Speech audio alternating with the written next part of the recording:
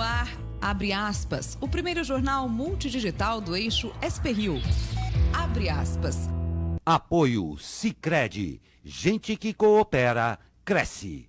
Segunda-feira, 27 de abril, ao vivo pelos Facebooks da SP-Rio Mais e do Jornal Vale, está no ar o Abre Aspas, direto dos estúdios da SP-Rio Mais, no Jardim Aquários, em São José dos Campos, São Paulo. Você confere nesta edição. Saque em dinheiro do Corona Voucher começa hoje. Em 24 horas, Brasil tem 3.379 novos casos confirmados. São José dos Campos tem 10 mortes por Covid-19. Vírus se espalha entre os bairros mais pobres do município. Embraer explica a quebra de acordo por parte da Boeing. Polícia Federal aponta Carlos Bolsonaro como o articulador das fake news contra o Supremo Tribunal Federal e o Congresso. Delegados da Polícia Federal falam em crise de confiança. Essas e muito mais notícias logo após o comercial. Fique com a gente.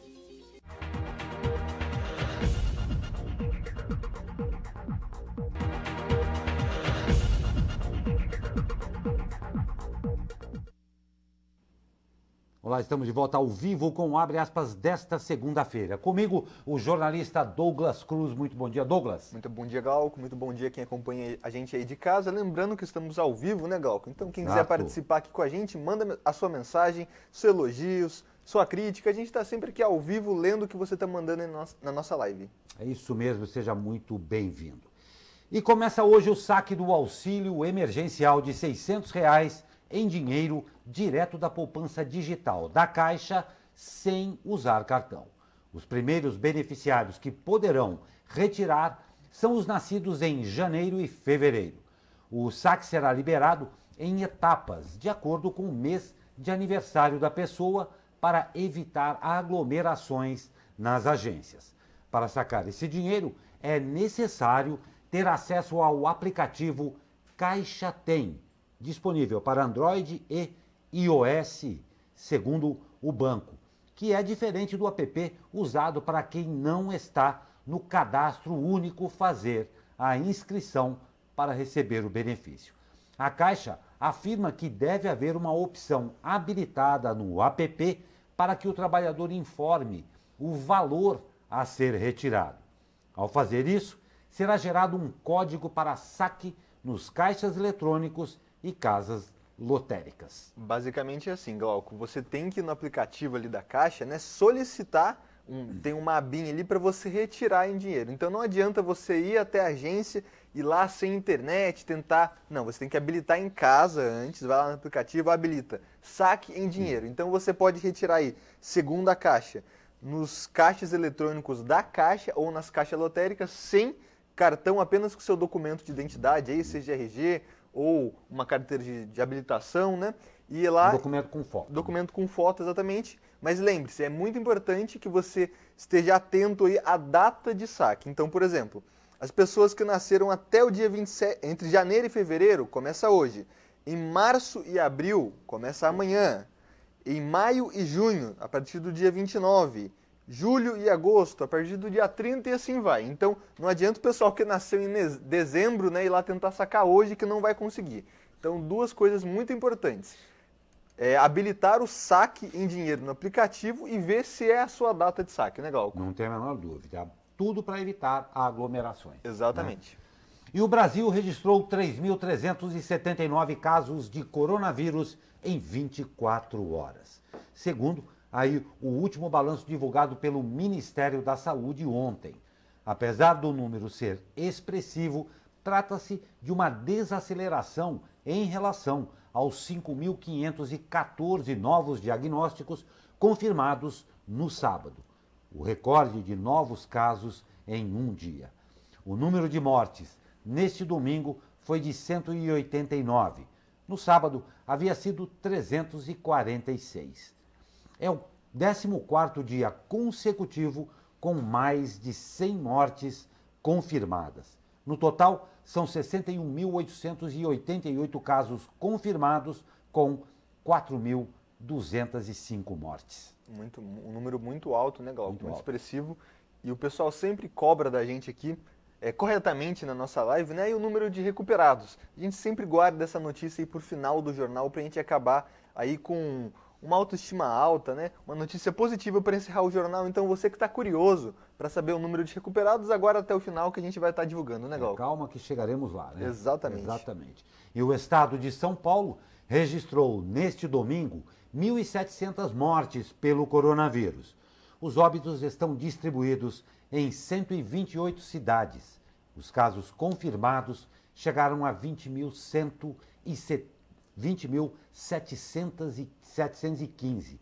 A capital concentra 65% do total de casos e mortes. As informações são da Secretaria de Saúde do município. As mortes ainda não constavam nos balanços dos governos estadual e federal. Glauco, temos aqui algumas participações. A Simone Vilas Boas, o Edson Ramos e a Cida Medeiros mandam aqui bom dia pra gente, ótimo dia para vocês. Assim como a Simone pergunta aí, será que a prefeitura aqui de São José está agindo corretamente com o número de aumento de casos? Vamos sim questionar a prefeitura, esse é o nosso papel. Muito obrigado pela sua participação, Simone. Temos mais participações aqui também, como Valdéria Teixeira, Eugênia Minicucci e Eulália Ferreira mandando bom dia pra gente. Muito obrigado por participar do Jornal Abre Aspas. Muito obrigado pela sua audiência. E o Vale do Paraíba tem 4 cidades entre as 20 do interior do estado com mais mortes confirmadas pelo coronavírus. A lista é encabeçada por Santos, com 25 mortes, Sorocaba com 15 e Jundiaí, 13. São José dos Campos ocupa a 6ª colocação, com 10 óbitos. Os 3 últimos confirmados ontem. As vítimas mais recentes foram um idoso de 73 anos, uma mulher, paciente oncológica de 34 e um homem de 44 anos, que era hipertenso. Jacareí está no 13º lugar, com 4 mortes. Mesmo número de Taubaté, que está na 14ª posição. Caraguatatuba tem 3 mortes e ocupa o 16º lugar. Estudo elaborado pelo cientista social Leandro Besseneri mostra que em uma semana cresceu 50% o número de bairros em São José dos Campos com casos confirmados de coronavírus. A pesquisa também revela que a infecção, que antes se espalhava majoritariamente por bairros da região central e oeste da cidade, de classes média e alta, agora começa a crescer em áreas com famílias de baixa renda, mas vulneráveis ao contágio do coronavírus. O maior número de casos está nos bairros Aquários e Urbanova, mas está se espalhando pelo São Dimas, Bosque dos Eucaliptos, Floradas de São José, Morumbi, Novo Horizonte e Vista Verde. Pois é, Glauco, a gente vai estar entrevistando agora o nosso comentarista aqui ao vivo, mas antes disso, só um pessoal na live que está perguntando, né? Como, por exemplo, perguntou o Wilson e a Lenilda, que fala aqui que está fazendo, já fez o cadastro aí desde o dia 7 no aplicativo da Caixa e ainda não teve resposta porque está em análise. Eu acabei de consultar aqui o site do governo federal, oficialmente a resposta da Caixa é para as pessoas que fizeram aí o cadastro entre o dia 7 e 10 e aparece em análise, para que você procure, seja na Apple ou no Google Play, atualizar o aplicativo e entrar novamente, né? Entrar com o seu login, com a sua senha, para ver se isso resolve. Porque algumas versões aí estão desatualizadas e podem ocorrer esse erro. Então, a resposta oficial do governo é essa. Mas, Glauco, o Leandro já está presente com a gente aí? Perfeito, exatamente. Excelente esse seu toque, porque realmente é um caso, você fica quebrando a cabeça aí, corre lá, atualiza e tenta de novo. Nós já estamos em contato aí com o nosso caríssimo convidado, comentarista convidado, o cientista social Leandro Besseneri, autor aqui desse estudo, desse projeto todo aqui. E, Leandro, um dado absolutamente significativo e relevante que merece toda a nossa atenção e, claro, obviamente, também das nossas autoridades, não é? Muito bom dia, Leandro, seja muito bem-vindo. Bom dia, Glauco, bom dia, Douglas, bom dia a todos que estão aí ouvindo a SP Rio+, estão nos assistindo. Primeiramente, eu queria falar que é um prazer estar de volta aí, ainda que virtual, de forma virtual, né? Poder estar participando aí da bancada do jornal. Infelizmente, devido a essa situação, a gente não pode estar aí presente, todo mundo junto, né? Desenvolvendo esse trabalho, mas eu fico feliz de poder participar virtualmente.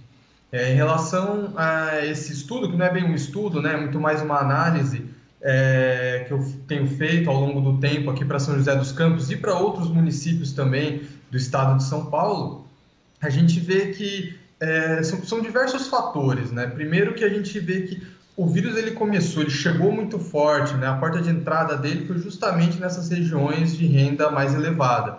Então, desde o início, a gente já ouvia falar de casos, por exemplo, no Aquários, no próprio Urbanova, né? E agora, graças aos dados, né, que nós temos, e isso nós temos que ressaltar, a importância da Prefeitura Municipal estar divulgando os dados semanalmente de casos de infecção por bairros, né, tanto as infecções quanto o número de casos, né, eles divulgam por bairros da cidade. Isso a gente tem que ressaltar a importância, né, dessa disponibilização por parte deles, porque muitos municípios não têm feito isso.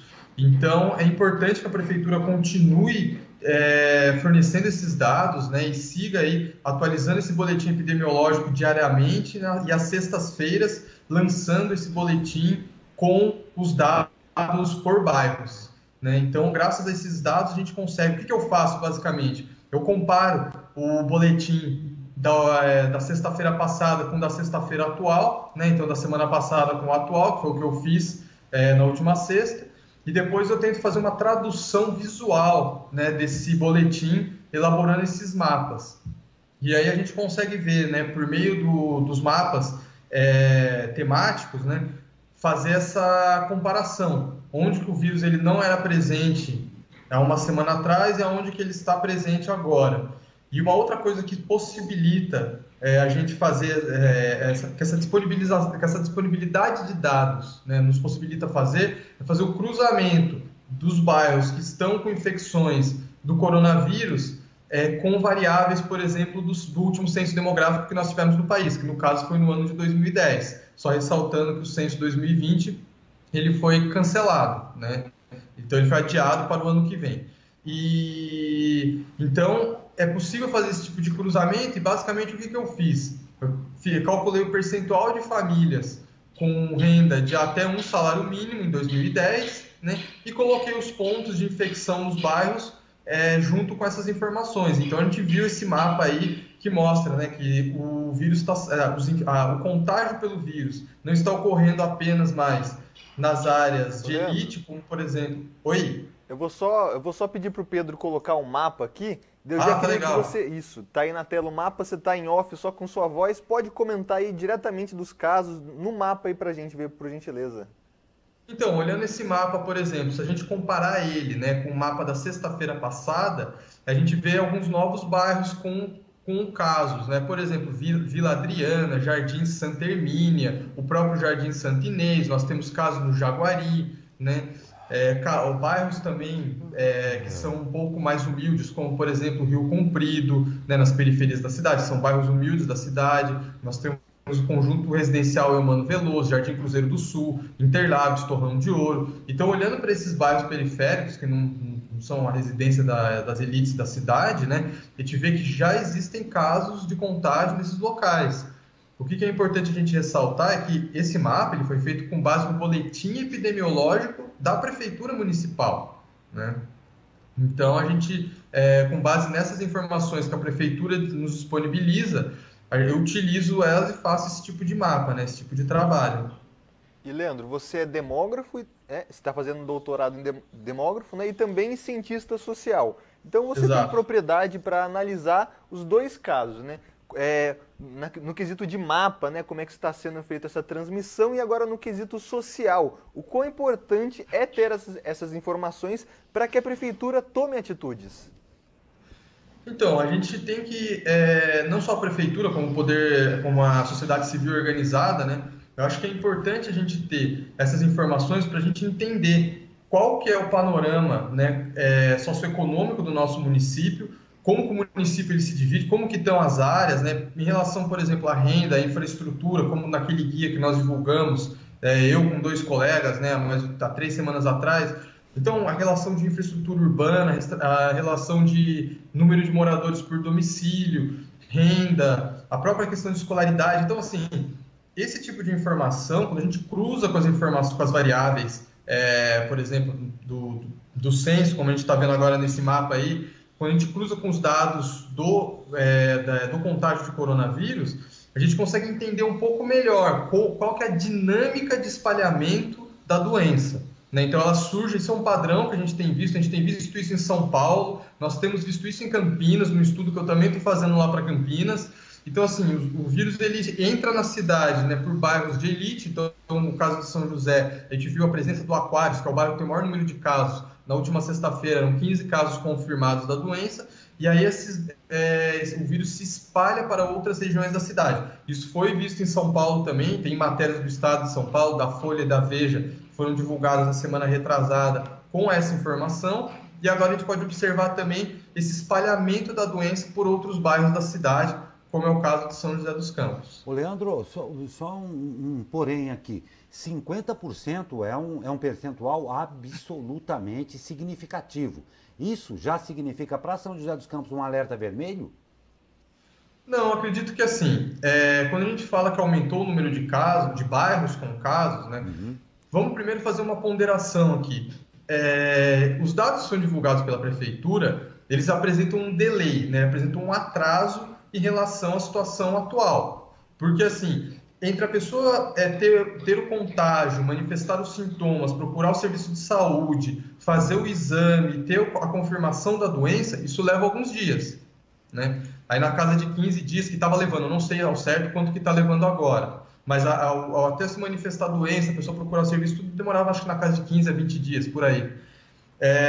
Então, assim, os exames estavam demorando 10 dias para sair, mais ou menos, né? Então, existe esse atraso, né? Então, a gente tem que ver isso. O aumento do número de bairros, a gente acompanhou o aumento do número de casos também, né? E como o isolamento social ele tem sido menor do que aquele que o governo do estado tinha falado que seria importante, né? Que as autoridades sanitárias do estado tinham dito que seria o grau de isolamento, né, está abaixo do que seria importante para conter uma disseminação maior da doença, a gente vê que diversos setores da economia, por exemplo, construção civil, diversos outros tipos de serviços continuam funcionando, né? Então, quando a gente fala, né, que houve, de fato, um aumento de 50% né, no número de bairros, e basicamente que aumento que é esse? No relatório do último dia 17, nós tínhamos 45 bairros que apresentavam a doença. No relatório do dia 24, nós tínhamos 67. Então, quer dizer, o vírus está presente em outros bairros, né, um número alto, mas eu não acredito nessa questão de dizer que é um alerta vermelho. Eu acho que a gente pode considerar um alerta amarelo, né? Que a gente está numa etapa aí de atenção, de olha, o vírus se espalhou por outras regiões da cidade, principalmente para regiões com população mais pobre, regiões com infraestrutura mais precária. Perfeito, Leandro. E só para a gente fechar a nossa entrevista aqui, então, essa pesquisa é muito interessante porque, como você falou, está mostrando, né, que a doença chegou através aí das regiões mais ricas da cidade e tem se espalhado aí para outras regiões. Como é que a prefeitura ou a sociedade civil pode fazer para que essa doença não se alastre pela cidade inteira? O Glauco vai ler aqui daqui a pouco, né? A prefeitura está disponibilizando aqui em São José o uso de máscaras no transporte público, porque a gente sabe que muitos trabalhadores de serviços em gerais trabalham aqui no Aquários, por exemplo. Só para a gente fechar, medidas para evitar esse contágio, essa disseminação pela cidade inteira.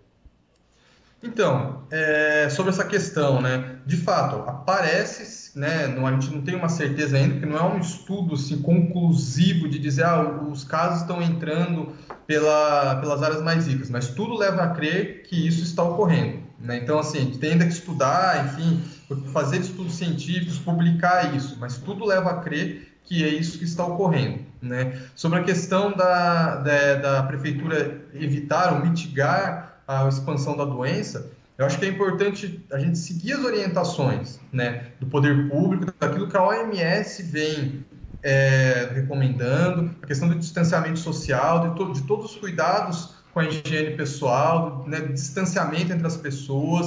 Então, eu acho que a prefeitura ela tem que incentivar nesse momento, né, que os cuidados sejam tomados e bastante tomados, né, que sejam ressaltados que não se pode agora tornar o isolamento, ou mesmo tornar as ações de combate à pandemia mais frouxas. A gente não pode deixar o alerta, a gente tem que permanecer em alerta, né? Então, esse é um momento que eu acho que é muito importante para a gente permanecer em alerta, para a prefeitura permanecer em alerta. Eu acho importante essa iniciativa da distribuição de máscara, mas eu acho que não é só isso não é o suficiente, né? Nós temos que ter outras medidas.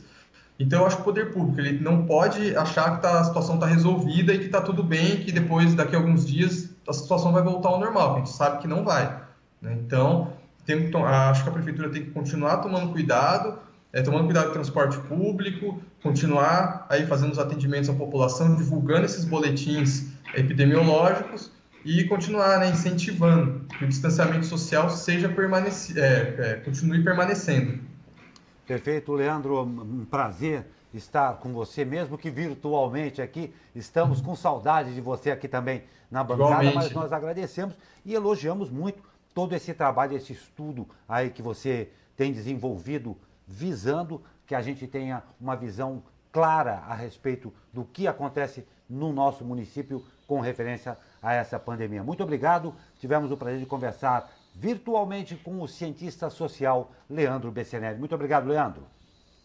Eu que agradeço a oportunidade, obrigado a todos, uma boa semana a todos, continuamos aí firmes nessa luta. Um abraço. Um abraço a você também. E a partir de hoje, a Prefeitura de São José dos Campos vai iniciar a distribuição gratuita de 100 mil máscaras de proteção para usuários do transporte público.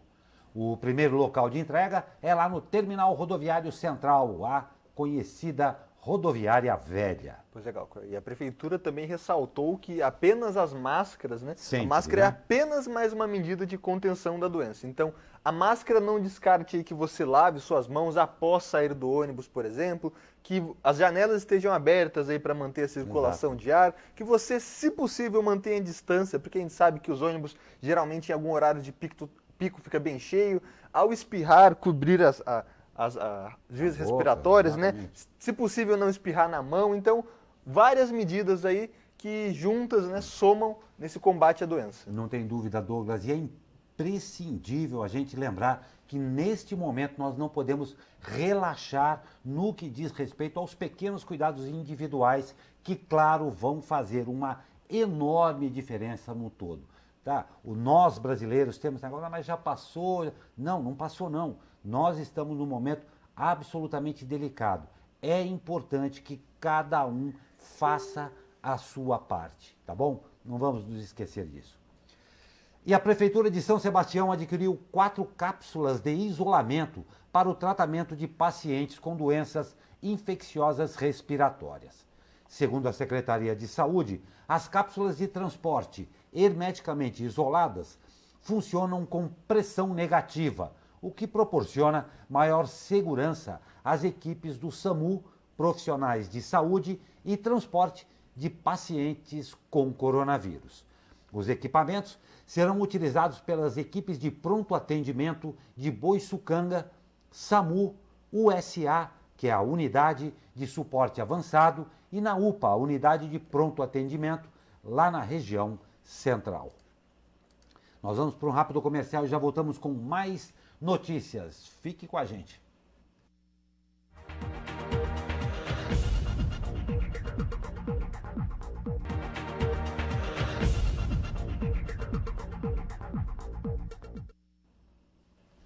Dez horas e 16 minutos, estamos de volta com o Abre Aspas desta segunda-feira.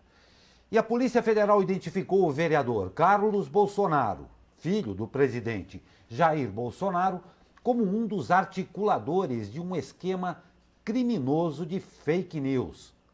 A informação aparece em um inquérito sigiloso conduzido pelo Supremo Tribunal Federal. A investigação é apontada dentro da Polícia Federal como motivo que fez com que o presidente determinasse a troca do ex-diretor da corporação, Maurício Valeixo. O inquérito foi aberto em março do ano passado por Dias Toffoli, presidente do STF, para apurar o uso de notícias falsas contra os ministros do tribunal.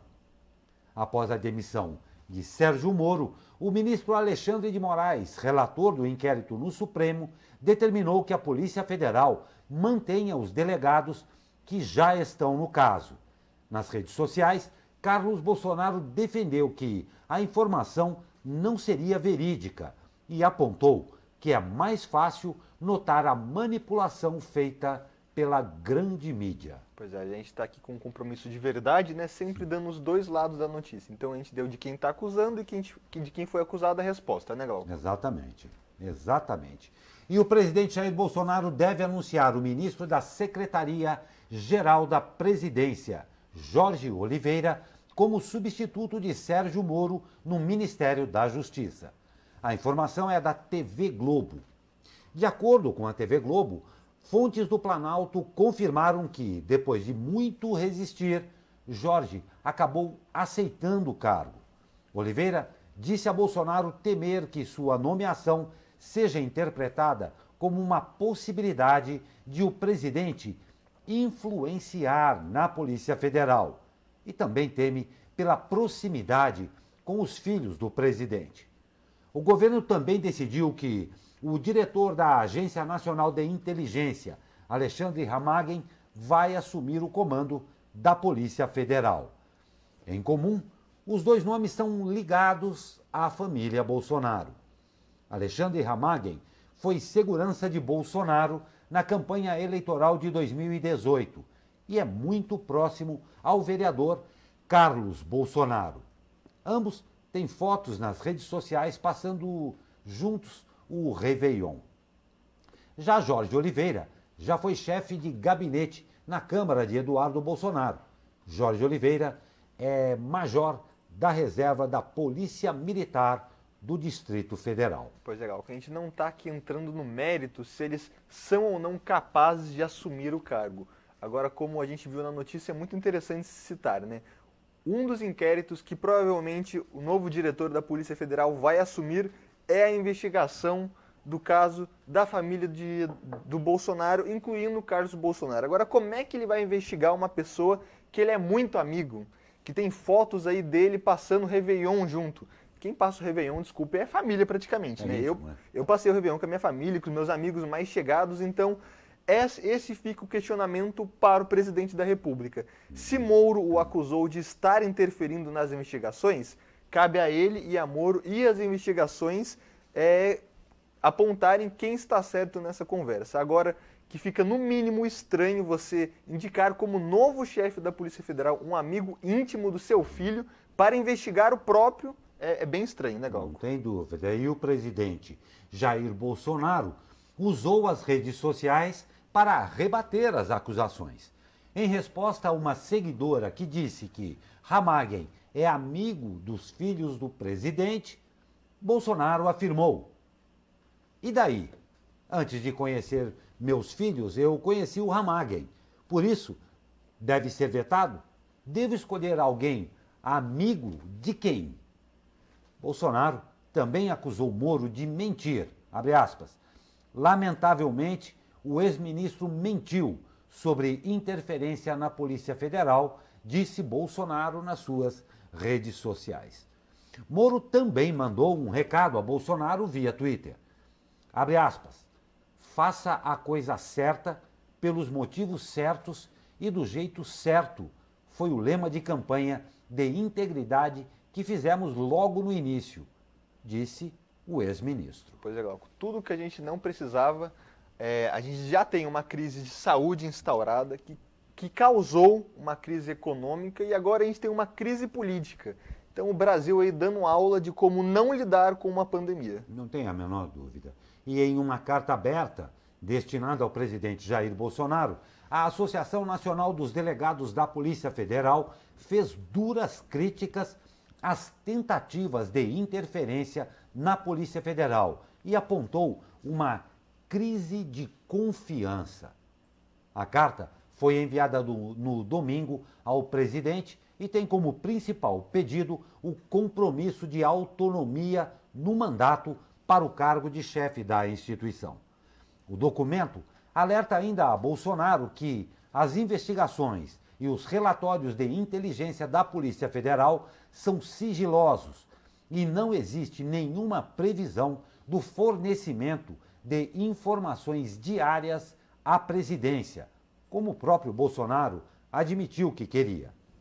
A carta diz também que não cabe à instituição produzir um resultado específico desejado. Na investigação sobre a facada contra Bolsonaro e que as solicitações de investigações feitas pelo presidente devem respeitar os canais hierárquicos e as formalidades do serviço público. A associação alertou que indicações políticas tendem a serem mais curtas, comparando a nomeação de Fernando Segovia ao cargo de diretor-geral pelo então presidente Michel Temer, que ficou apenas 99 dias no cargo e ganhou repercussão por não ter minimizado a gravação de entrega de uma mala de dinheiro cujo destinatário final seria o presidente. Pois é, Gal. Por que é importante a Polícia Federal ter aí autonomia, né? Se o STF, a gente sabe que para investigar uma pessoa do caráter do presidente da República e de sua família, como os deputados, por exemplo, né, o STF tem que autorizar uma investigação. O delegado não pode chegar e simplesmente abrir uma investigação. Ele tem que, se ele tiver provas, ele encaminha ao STF e aí sim é aberta uma investigação. O STF, autorizando essa investigação, a Polícia Federal tem os recursos para fazer todo esse processo, né? Correr atrás das testemunhas e etc. Então o presidente não pode, ele não é o líder, ele não é o dono da Polícia Federal. Então se a Polícia Federal estiver investigando, ela pode ter os relatórios ali sigilosos, sem que o presidente da República tenha acesso a eles, o que é muito importante no caso de estar investigando a sua família. Que a gente pode combinar que, vamos supor aqui, se eu tenho meu filho sendo investigado, obviamente eu vou querer saber o rumo dessa investigação. Então é por isso que é importante que a Polícia Federal tenha autonomia para que aí os novos rumos da investigação não sejam mudados de acordo com o que quer o presidente. Não tenha dúvida, existem trâmites a serem cumpridos, ainda mais no caso de uma investigação por parte da Polícia Federal. E a líder do PSL na Câmara, a deputada Joyce Hasselmann, afirmou que protocolou o pedido de impeachment contra o presidente Jair Bolsonaro. Segundo a deputada, os motivos que sustentam o pedido de afastamento seriam uma tentativa de interferência direta de Bolsonaro na atuação da Polícia Federal e por uma suposta falsidade ideológica ao incluir a assinatura do ex-ministro Sérgio Moro no documento de exoneração de Maurício Valeixo do comando da Polícia Federal. Para ela, até hoje não havia motivo palpável para o impeachment de Bolsonaro, porém, que as acusações de Moro contra o presidente sustentam um pedido de afastamento. Na avaliação dela, pronunciamento do chefe do Poder Executivo para rebater fala de Moro foi sem sentido, com mentiras. Pois é, Glauco. O presidente, lembrando que o processo de impeachment é bem complicado, bem intenso, mas vamos tentar resumir, né? A única pessoa que pode abrir esse pedido de impeachment aí é o presidente da Câmara dos Deputados, Rodrigo Maia, que já tem em sua mesa aí 25 pedidos de impeachment do presidente Jair Bolsonaro. Somente ele pode dar início a esse processo que aí a gente já viu, a gente passou por isso recentemente, né, com a presidente Dilma. Tem aí 2 turnos de votação, uma aprovação que tem que ser massiva. Então, por exemplo, como é que estaria hoje o apoio ao presidente dentro da Câmara? A gente não sabe ao certo, né, mas os comentaristas de política aí das grandes mídias já deram sinalização que Bolsonaro começou a fazer acordo com o Centrão, aqueles partidos ali que não são nem de extrema direita, nem de extrema esquerda, que tem um grande número de deputados. Então esse processo de impeachment aí está fechado, como a gente sempre gosta de ressaltar, cabe a Rodrigo Maia abrir ou não o processo. Mas já são 25 pedidos aí na mesa de Maia que a qualquer momento pode dar início a isso aí, Glauco. Pois é. Meus caros brasileiros, olha só que sentido interessante que nós vivemos. Como o Douglas mesmo disse aqui, passamos por uma pandemia, uma coisa mundial. Problemas existem sérios dentro do Brasil pré-pandemia e com ela, com certeza, acabaram se agravando tanto e muito mais. Enquanto isso, no planeta Brasília, a grande disputa é para ver quem vai na janelinha. Quando a minha vida, a sua vida, a vida de todos os brasileiros está com um risco enorme, o país passando por problemas terríveis e nós vemos esta patetada do planeta Brasília, que, como eu disse, todo mundo está preocupado só em ir na janelinha. Vamos ver, porque uma coisa é certa, quem vai pagar essa conta que vem e vem alta somos nós. Todos nós brasileiros. E a conta vem e vem muito alta pela frente aí. Pois é. Outra dúvida criada durante a pandemia é como irá ficar o calendário escolar desse ano? Isso é muito sério. Para responder a essa pergunta, o Conselho Nacional de Educação deve votar hoje, em plenário virtual, as diretrizes que irão orientar as escolas de todo o país a como conduzir o ensino diante da pandemia. O documento traz orientações e sugestões para o ensino superior e para cada etapa de ensino, da educação básica, desde a educação infantil até o ensino médio. A proposta de parecer sobre a reorganização dos calendários escolares e realização de atividades pedagógicas não presenciais passou por consulta pública e recebeu mais de 1.000 contribuições. Realmente, tem pais e mães que estão apavorados com isso aí. Exatamente. Professores também, professores, né? Diretores, o pessoal da educação, sem saber o que fazer. A gente já teve aí, na resolução do ensino médio, o Enem foi prorrogado de outubro para novembro, né? Um leve período a mais para os alunos se prepararem, porque a gente sabe que as regras estão mudando durante o jogo. Né? Exatamente. Então, a gente sempre ressalta que mesmo não tendo aulas ou não sabendo como é que vai ficar esse ano, se essa pandemia vai durar ou não, os alunos devem continuar estudando, porque não adianta deixar aí, se o Enem vai ficar para novembro, para estudar na beirinha aí, no começo do mês de novembro. Então tem que estudar agora, tem que continuar estudando. Algumas escolas estão dando aulas virtuais e temos mais uma resolução de aula virtual aí, né, Glauco? Temos sim. Agora, uma coisa bem interessante, né, Douglas? Porque é um novo tempo. Está sendo um aprendizado para todo mundo.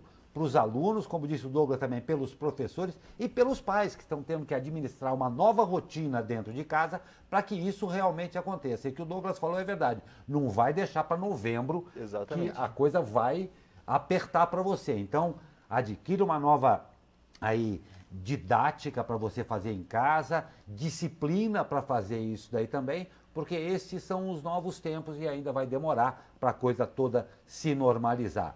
Só um outro parênteses aqui, tenho certeza que a despeito de qualquer coisa, tem muita gente com saudades da escola. Exatamente, tem muito pai aí que vai ver que as reclamações dos professores Exatamente. Eram verdades, né? Que não era culpa dos professores e sim dos alunos, né?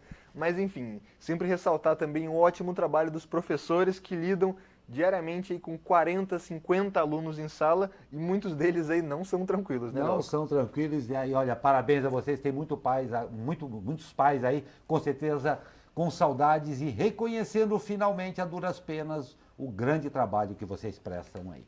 E no estado de São Paulo, as aulas à distância contarão como dias letivos, começam hoje na rede estadual de ensino. Segundo o governo estadual, cerca de 3,5 milhões de alunos matriculados na rede de ensino deverão receber apostilas, gibis, livros paradidáticos e manual de orientação às famílias. A entrega dos kits está prevista para ocorrer hoje nas próprias escolas. Segundo o governo, em 3 de abril foi lançado o Centro de Mídias da Educação de São Paulo, que permite aos alunos ter acesso às aulas ao vivo, videoaulas e outros conteúdos pedagógicos durante o período de quarentena. 2 aplicativos, um deles para o ensino fundamental e médio e outro para a educação infantil e anos iniciais, estão disponíveis para os alunos. Também haverá transmissão de aula por meio da TV Cultura. Pois é, Glauco. Obviamente, a educação paulista não está preparada totalmente para ter aulas digitais. A gente sabe que os índices da educação aqui do estado aqui de São Paulo não são dos melhores do Brasil, sendo que a gente é o estado mais rico do Brasil. Exatamente. Por que não ter a melhor educação, né? Então fica esse questionamento se a gente nem com a aula aí presencial, com papel, com apostila, dava bons resultados, eu duvido que dará com a internet. Mas enfim, é uma solução para a crise, né?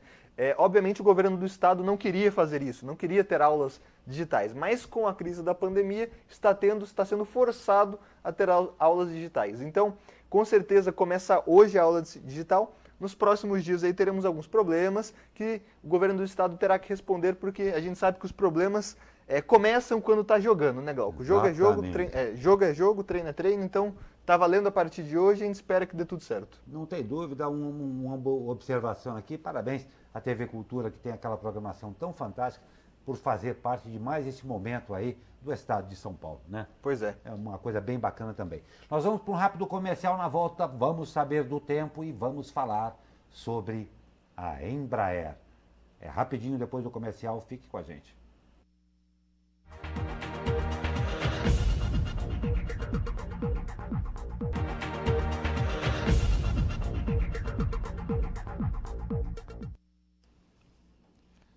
Dez horas e 36 minutos, estamos de volta com o Abre Aspas desta segunda-feira. E vamos saber como é que fica o tempo com ele. Fala, meu amigo Caio Souza. Muito bom dia. Fala, Glauco Turzi, muito bom dia.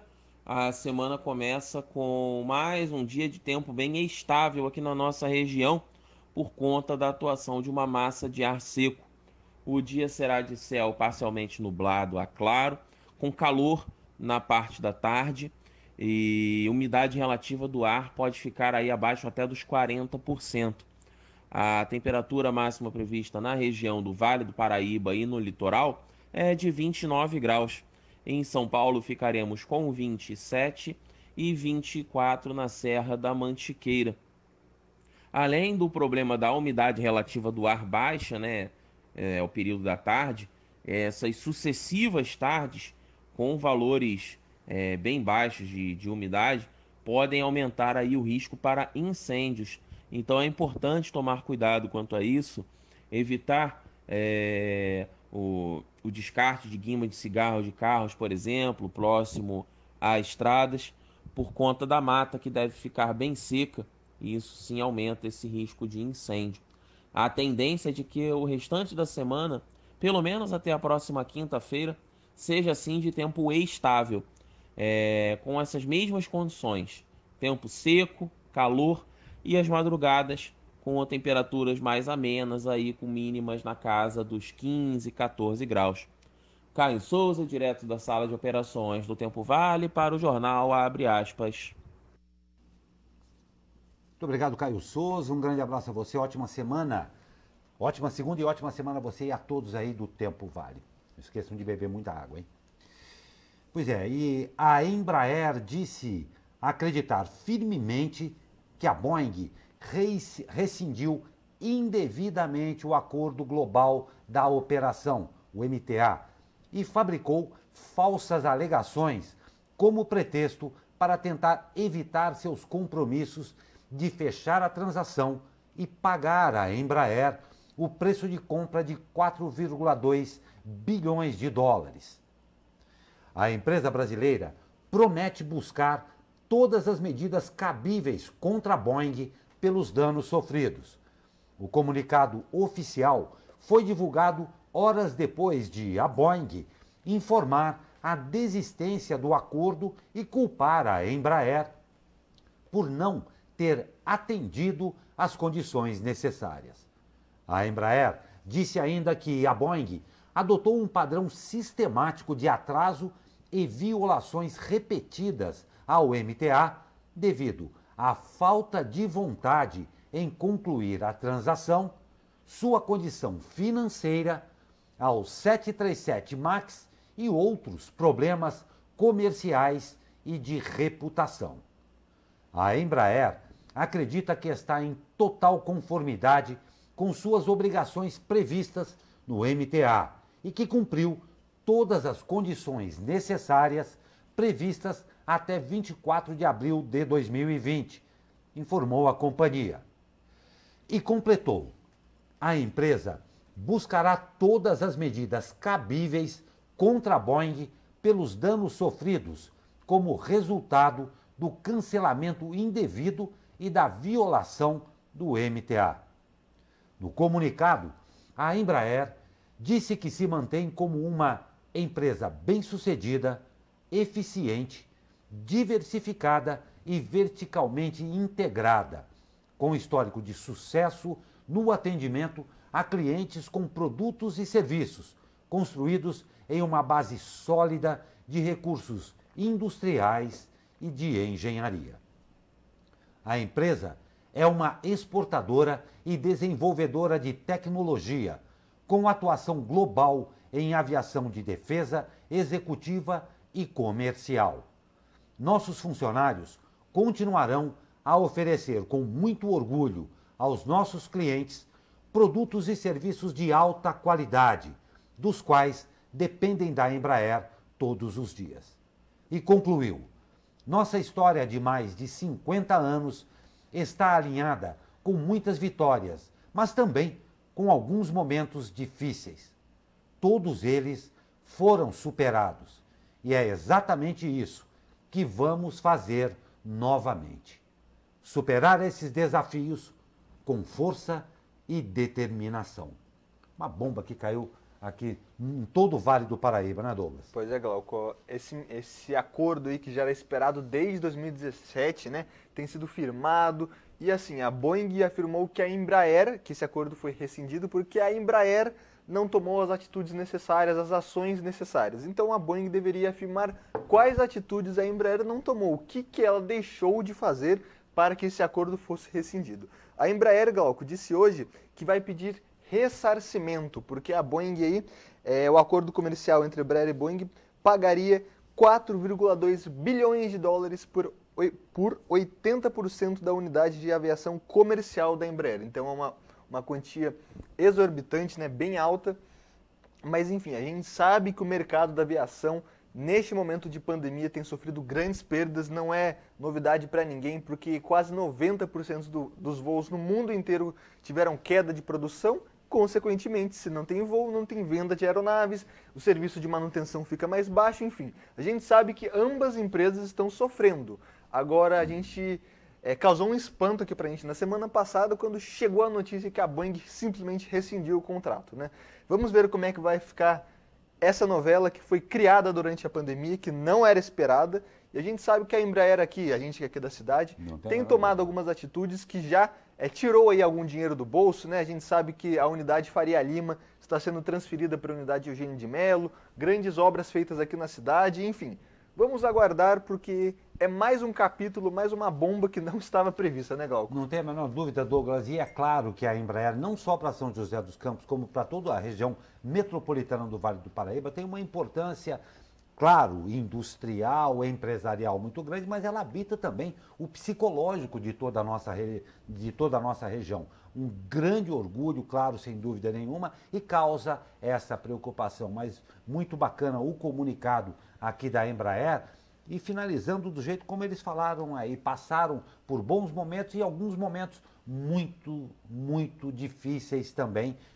A gente que mora há mais tempo aqui no Vale sabe disso aí. E com certeza, essa empresa, sendo o que é, tendo todo o respaldo que tem de ética, de moral e de qualidade do produto, com certeza vai sim sair dessa crise. E claro, o Vale do Paraíba espera e vai dar todo o apoio que for necessário à Embraer. A Embraer vai sair sim e merece disso daí. E Galcão, a gente vê que os acordos, pequenos acordos, acordos de aluguéis, né? O acordo ali num contrato de empresas, está sendo tudo negociado. Por que não negociar um acordo desse? É um acordo que, assim, está sendo tratado desde 2017. Então, a gente não sabe os reais motivos da Boeing ter rescindido o contrato. Mas se, durante essa pandemia, esses 4,2 bilhões de dólares ficaram pesados aí na conta da Boeing. Então conversa, né?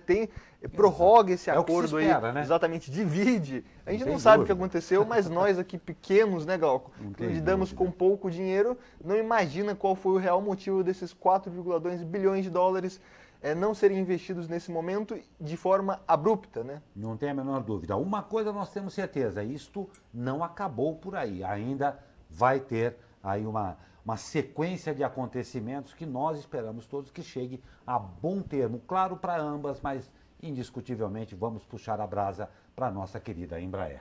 Não tem a menor dúvida disso. Uma última ressalva, com tanta coisa, inclusive como isso acontecendo, o que acontece no planeta Brasília, repetindo o que eu falei no começo, todos lá disputando para ver quem vai na janelinha. É triste isso. Mais uma coisa triste, o número de homicídios avançou no primeiro trimestre de 2020 na RM Vale, a região com maior taxa de assassinatos em São Paulo desde 2010. É o que apontam os dados oficiais divulgados pela Secretaria de Segurança Pública do Estado. Em São José dos Campos, maior cidade da área, o índice dobrou. No Vale do Paraíba, entre janeiro e março, 87 pessoas foram vítimas de homicídio, índice 8,75% superior ao assinalado no primeiro trimestre de 2019. O aumento Vale Paraibano foi maior do que a média estadual, aí mais 4,35%. O mês de março de 2020 teve 36 homicídios na região, sendo o mais violento desde dezembro de 2017, quando se contabilizaram 37 casos como base de comparação. 37 casos, olha aí, como base de comparação, a região metropolitana de Campinas registrou 24 vítimas, sendo a segunda área do interior paulista com maior número de vítimas no mês. Em números absolutos, a RM Vale fica atrás apenas da capital, com 198, e Grande São Paulo, com 180 casos, superando ambas, porém, na taxa de homicídio por 100 mil habitantes. Notícia nem um pouco boa também. E o Brasil chegou a 58.509 casos confirmados de contaminação por coronavírus, conforme a atualização do Ministério da Saúde divulgada neste sábado. Nas últimas 24 horas, entraram nas estatísticas 5.514 pessoas infectadas, um aumento de 7,1%. Até o momento, são 29.160 recuperados, o que equivale a 50%, bastante. E outros 25.333 estão em acompanhamento, o equivalente a 43%. Já o número de mortes subiu para 4.016, com 346 novos óbitos de ontem para hoje. Um incremento de 9,4%. Segundo o Ministério da Saúde, 1.312 mortes estão em investigação. São Paulo se mantém como epicentro da pandemia no país, concentrando o maior número de falecimentos, 1.667. Apenas uma retificação aí, Glauco, você viu essa matéria aí dos números, se apega aos números de novo, Glauco, por gentileza, o número de recuperados? O número de recuperados, já o número de mortes subiu, hoje incremento. Deixa eu pegar enquanto isso, só ressaltando aqui, no começo do jornal a gente deu o número de contaminados aí, são cerca de 61 mil, apenas uma última atualização sobre essa matéria que o Glauco acabou de ler, e a gente sempre guarda aqui para o final do nosso jornal o número de recuperados, mais de 22 mil, muito bom, uma média muito boa, né, Glauco? Exatamente. Muito importante, mas apenas uma retificação, 61 mil confirmados aí com coronavírus, sendo que neste domingo foram no sábado mais 346 e o número de mortes 4.205, então número muito grande, mas a gente sempre se apega à taxa positiva, que é o número de recuperados. Não tem a menor dúvida, aí é claro, nós estamos aqui monitorando constantemente as notícias para trazer para você sempre os últimos números. E nesse caso, com certeza, infelizmente,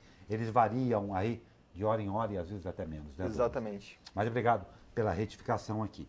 E a cidade chinesa de Wuhan não registrou qualquer novo caso de infecção, informaram aí as autoridades sanitárias ontem.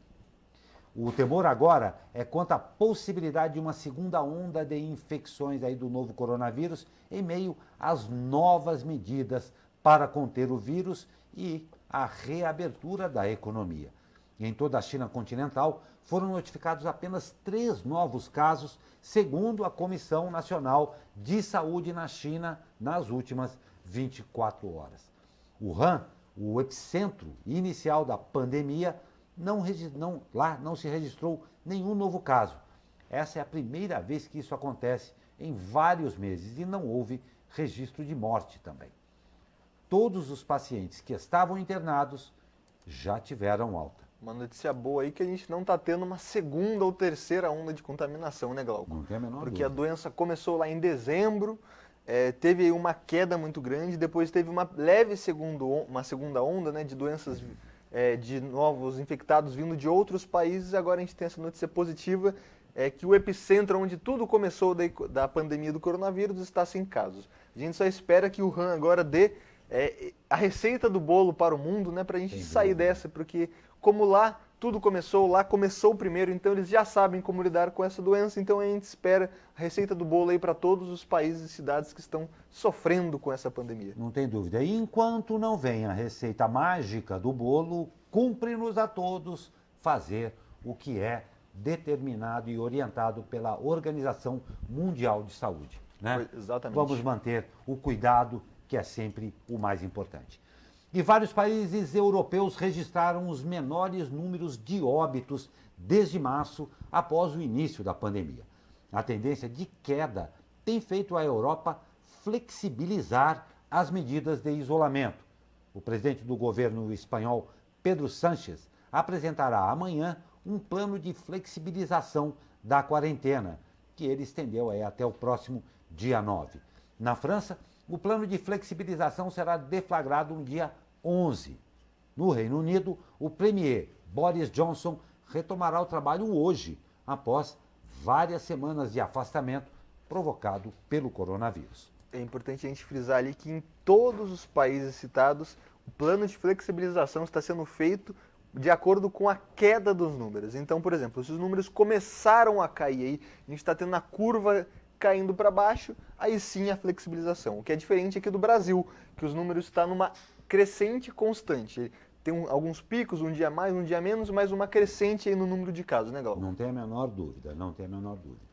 E olha só, em meio à empolgação, patinetes, triciclos e carrinhos de bebê voltaram às ruas das vilas e cidades da Espanha ontem, após 43 dias em que a pandemia da Covid-19 havia enclausurado crianças aí em suas casas para o desespero de si mesmas e de muitos de seus pais. Então elas voltaram aí para a rua, conforme matéria da Jovem Pan, de acordo com a norma aprovada pelo governo espanhol, apenas as crianças menores de 14 anos podem sair, e pelo período aí de 1 hora por dia, acompanhadas sempre por um adulto e dentro de um raio máximo de 1 quilômetro de suas casas. Esta é a primeira medida de alívio do confinamento, como reconheceu hoje o ministro da Saúde espanhol.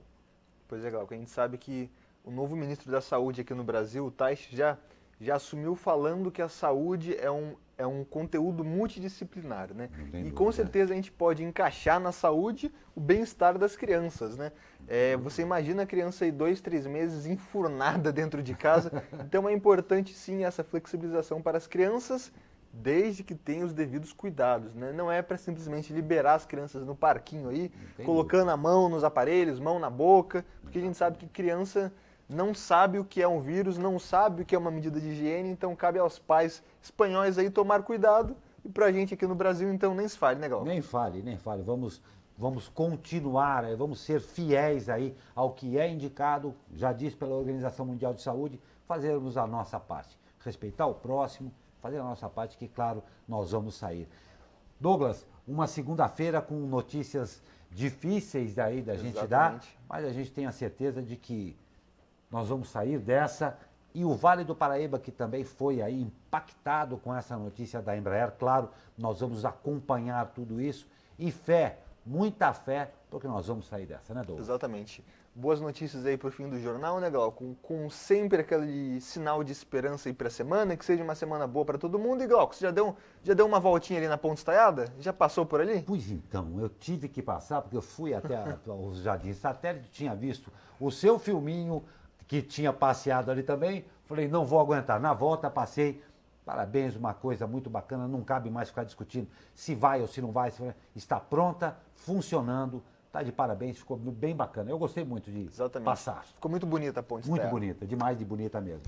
Douglas, muito obrigado por mais essa participação em mais um jornal. Amanhã estamos de volta. Eu que agradeço, Glauco. Obrigado para quem participou aí de casa. Amanhã estamos de volta aqui às 9h30. E sempre esperando com melhores notícias. Exatamente. Sempre boas notícias para a semana aí. Nem tem dúvida. Para você que nos acompanhou em mais essa edição do Abre Aspas, o nosso muito obrigado. Uma ótima segunda-feira, uma ótima semana. Porque não vamos desanimar, não. Coisas boas vêm aí pelo nosso horizonte. Uma ótima segunda e uma ótima semana a todos vocês. E a gente, claro, espera por vocês amanhã. Até lá.